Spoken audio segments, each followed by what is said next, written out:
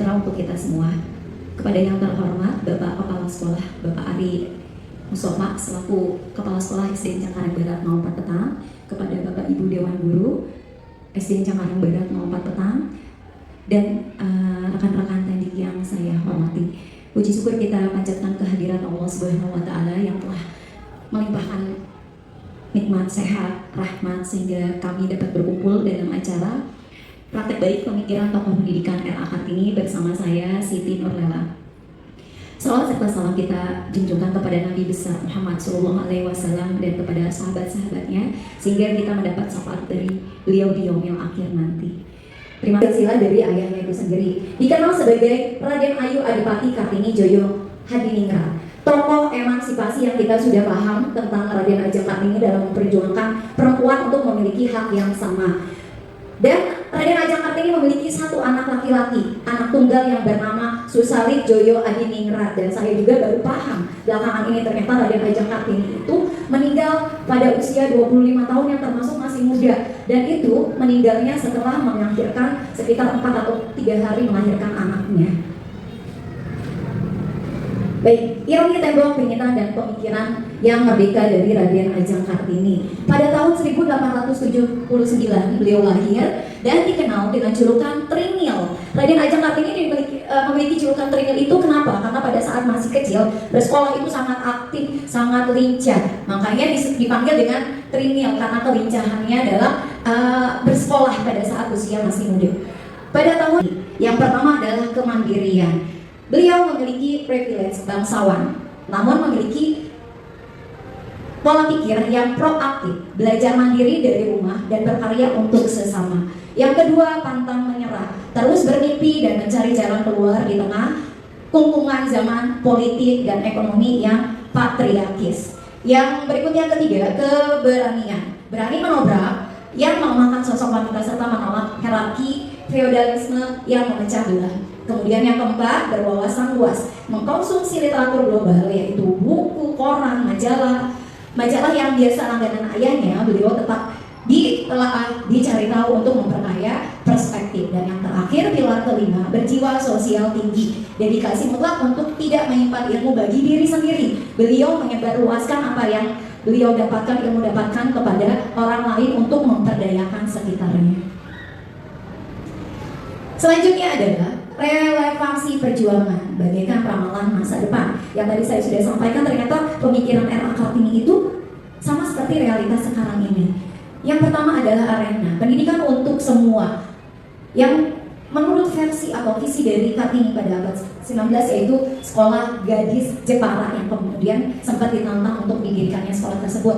Dalam konteks modern abad 21, hak setara menempuh pendidikan tinggi, lahirnya pemimpin dan ilmuwan perempuan. Makanya tidak heran kalau sekarang ditemukan beberapa kepala sekolah perempuan, kepala dinas, atau ada beberapa bagian menteri yang diduduki oleh perempuan. Mohon maaf ya bapak-bapak, tidak hanya kaum laki-laki saja, tetapi perempuan pun sekarang berhak untuk menjadi petinggi.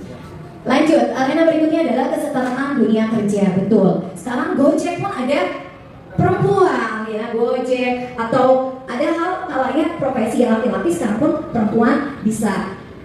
Untuk visi Kartini, kemandirian ekonomi konteks modern pada abad 21 memiliki kesempatan karir yang sama dan tanpa diskriminasi gender. Kemudian kebebasan berekspresi, visi dari Kartini mengirim surat ke Eropa bagaimana apa yang terjadi ketika dia dikurung untuk tidak boleh berpendidikan. Yang ketiga, dalam konteks modern abad 21, penggunaan media sosial sebagai sarana menyuarakan ide. Betul, sekarang terkadang banyak pro dan kontra ketika ada isu-isu hangat di pemerintahan atau ada kabar lain, itu sekarang udah negaranya demokratis, negara demokratis, siapapun bisa untuk bersuara.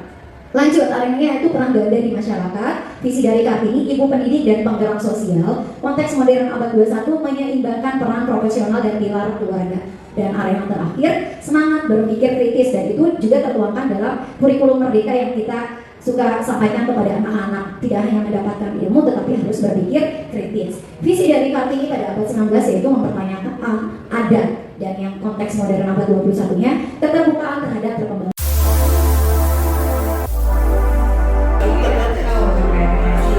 Pertanyaannya gini, kan ketika di zaman tersebut wanita itu di rumah saja. Ternyata dari gagasan RA Kartini ini agar perempuan bisa bersekolah, bisa berpendidikan lebih tinggi. Nah, ketika RA Kartini ini mencetuskan gitu agar wanita bisa sekolah, ada nggak sih tentang wilayah dari daerah mereka nih ada pro kontra nggak sih gitu tentang munculnya gagasan penting loh pendidikan bagi perempuan, pasti ada lah ya namanya biasanya di rumah atau kok ada perempuan bisa sekolah, apakah dari wanitanya pro atau bahkan dari pihak perempuan nggak setuju nih gitu, ada nggak sih seperti itu Bella? Terima kasih. Hak bagi laki-laki dan perempuan. Kemudian menginspirasi perubahan sosial, baik itu dari rakyat biasa atau bangsawan, itu tidak bisa untuk membedakan satu sama lain. Oke. Kemudian untuk kontraknya, tadi kan ada pro pasti ada kontra ya. Untuk kontraknya, ternyata kenapa sih harus RA Kartini yang kita rayakan ya? Intinya dalam setiap tahun kan pasti yang kita peringati adalah Hari Kartini. Sedangkan untuk tokoh iya betul, banyak ternyata tidak hanya RA Kartini, ada John Yadin, ada Dewi Sartika, ya kan? Tetapi kenapa setiap tahunnya hanya RA Kartini saja? Itu yang menjadi kontrak. Jadi tidak hanya RA Kartini, hanya ada tokoh perempuan yang lain yang berjasa loh, tidak hanya RA Kartini, itu adalah kontraknya. Yang kemudian, yang kedua dianggap mewakili kalangan bangsawan. Nah, kenapa? Karena RA Kartini adalah keturunan dari bangsawan. Jadi menganggap RA Kartini mengusulkan pendidikan hanya untuk bangsawan saja, tapi ternyata itu lain loh. RA Kartini itu memperjuangkan untuk semua golongan, tetapi ada beberapa yang berpikiran kalau itu hanya memperjuangkan kalangan bangsawan saja karena Kartini lahir dari keluarga bangsawan. Untuk berikutnya adalah ya pemikiran RA Kartini, karena RA Kartini adalah berpendidikan atau bersekolah dengan sekolah ILS yang tadi saya sampaikan ya, Belanda itu ya. Jadi pemikiran RA Kartini itu jauh dari pemikiran ya pribumi, ada istiadatnya. Jadi banyak dipengaruhi oleh pemikiran barat. Nah, mungkin itu saja yang dapat saya sampaikan. Pertanyaan dari Ibu Penny mengenai pro kontra dari pemikiran RA Kartini. Bagaimana? Sudah cukup? Baik, terima kasih Ibu Penny. Oke. Mungkin Bapak Ibu guru yang lain, boleh Bapak Ibu guru yang lain jika ada yang oke, terima kasih Ibu Kiki. Terima kasih untuk kesempatan yang diberikan ya. Mungkin kepada RA Kartini ya, berdasarkan perjuangannya kita merasakan dampak baiknya. Terima kasih terutama untuk perempuan, sosok perempuan yang kita rasakan sudah mulai dapat bisa setara dengan laki-laki terutama dalam pendidikan. Terus berkat RA Kartini juga kita juga jadi tergerak hatinya. RA Kartini memperjuangkan semangatnya tadi, pendidikannya terutama gak bisa sama rata dengan laki-laki, tapi yang kita tahu zaman sekarang ini itu bisa berlaku atau tidak menurut Bu Ella? Apakah perjuangan RA Kartini pada waktu itu berlaku tidak untuk sekarang, masih relevan atau tidak dengan kondisi pendidikan di Indonesia saat ini? Kalau bisa tolong berikan saya juga. Terima kasih. Sama-sama, terima kasih juga Bu Kiki atas pertanyaannya, sangat hot sekali ya pertanyaannya. Apakah pemikiran dari RA Kartini dalam coba menjawab pertanyaan dari Ibu Kiki, bagaimana perjuangan RA Kartini masih relevan dengan kondisi pendidikan di Indonesia saat ini? Ya, sebenarnya tadi saya sudah sampaikan ada beberapa tokoh maksudnya pemikiran dari RA Kartini dalam pendidikan saat ini masih sangat relevan karena Kartini menjunjung tinggi tentang kesetaraan pendidikan. Nah, sekarang pun kan kita tidak bisa membedakan ya untuk laki-laki hanya untuk perempuan hanya sampai SMP saja ya. Untuk laki-laki boleh setinggi-tingginya sampai S3 boleh. Kenapa saya mencoba untuk Pak Doli menanggapi? Karena kan itu pemikiran dari laki-laki. Sehingga kamu punya pemikiran yang berbeda dengan kami kaum perempuan. Boleh ditanggapi Bapak?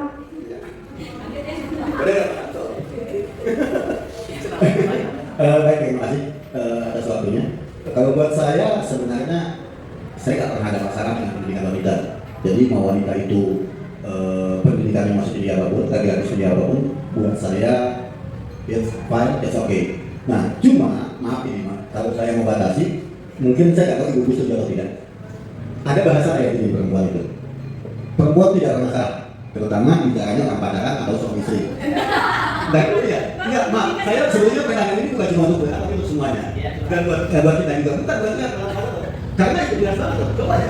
Masih ada tuh sering banget yang kata itu perempuan tidak pernah salah, gitu. Nah, Kalau dihubungkan kepada 5 pilar tadi yang punya RA ini, menurut teman-teman yang ada di sini masih sesuai atau tidak? Karena gini, kalau lihat dari kesimpulan, maaf ini Mak, di situ apa?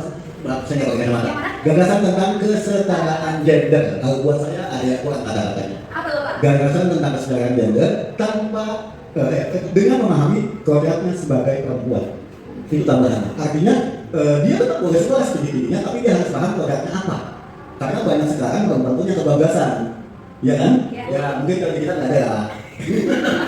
di kita nggak ada lah gitu. Tapi mungkin bicaranya bukan secara umum. Jadi kalau saya pribadi, intinya perempuan mau setinggi apapun, saya nggak ada masalah. Mau jabatannya setinggi apapun nggak ada masalah. Hanya saja kembali pada tadi, apalagi tadi RK ini bilang bahwa atau BLS bilang bahwa perempuan adalah madrasah pertama. Saking sibuknya lupa sama anaknya. Berarti bagus dong. Itu bagian dari saya. Wassalamualaikum warahmatullahi wabarakatuh. Waalaikumsalam warahmatullahi wabarakatuh. Beri tepuk tangan buat Pak Guru, keren sekali tanggapannya. Pak Doli, sebenarnya itu adalah sindiran bagi kita kaum perempuan. Wahai kaum perempuan, kalian boleh setinggi-tingginya cari kerja atau cari pendidikan, tapi tetap tahu kodratnya seperti itu. Insya Allah kita selalu diberikan petunjuk Pak, ya supaya tahu bagaimana batasan-batasan kami sebagai seorang perempuan. Terima kasih Pak Doli. Kemudian Bapak Ibu yang lain mungkin ada yang ingin ditanyakan? Oke, baik. Silakan Bapak Santa. Baik, terima kasih kepada Bu Bella. Tadi kita udah menanyakan biasa tentang RA Kartini ya, mulai dari perjuangannya, ya kan, tentang pendidikan. Sekarang kita hidup di dunia era digital saat ini. Mungkin ada strategi apa yang mungkin digunakan untuk memperjuangkan pendidikan saat ini? Kalau kita Tapi pertanyaan dari Pak Santo ya, sedikit saya menambahkan. Kan tadi jika RA Kartini hidup di era sekarang, apakah RA Kartini akan menggunakan digitalisasi kan ya? Kalau ya izin menambahkan jawaban dari Bu Ella, kalau menurut saya ya akan masuk ke dunia digitalisasi. Semuanya dimanfaatkan oleh Ibu RA Kartini untuk memberikan pemahaman pendidikan untuk saat ini, entah itu dari media sosial Instagram, apa yang lagi marak juga TikTok, semuanya pasti dia akan berusaha untuk menambahkan pemahaman pendidikan di era digital saat ini. Cukup sekian dari saya, terima kasih. Terima kasih banyak, beri tepuk tangan Bapak Ibu Guru untuk Ibu S serta apa yang sangat luar biasa. Terima kasih atas tanggapannya, terima kasih atas bantuannya. Saya ingin memberikan kesimpulan tentang materi yang saya berikan tokoh dari RA Kartini. Baik, RA Kartini meyakini bahwa perempuan yang berpendidikan akan mampu mendidik generasi penerus yang cerdas, berkarakter, dan berwawasan luas. Gagasannya yaitu tentang kesetaraan kesempatan belajar bagi laki-laki dan perempuan menjadi fondasi penting bagi perkembangan pendidikan. Habis gelap terbitlah terang, bukan sekedar semboyan, tetapi menjadi inspirasi bahwa pendidikan mampu membawa perubahan menuju masa depan yang lebih baik. Itu pasti bagi seluruh masyarakat Indonesia. Terima kasih banyak dari saya, mohon maaf jika masih banyak kekurangan. Wassalamualaikum warahmatullahi wabarakatuh. Terima kasih.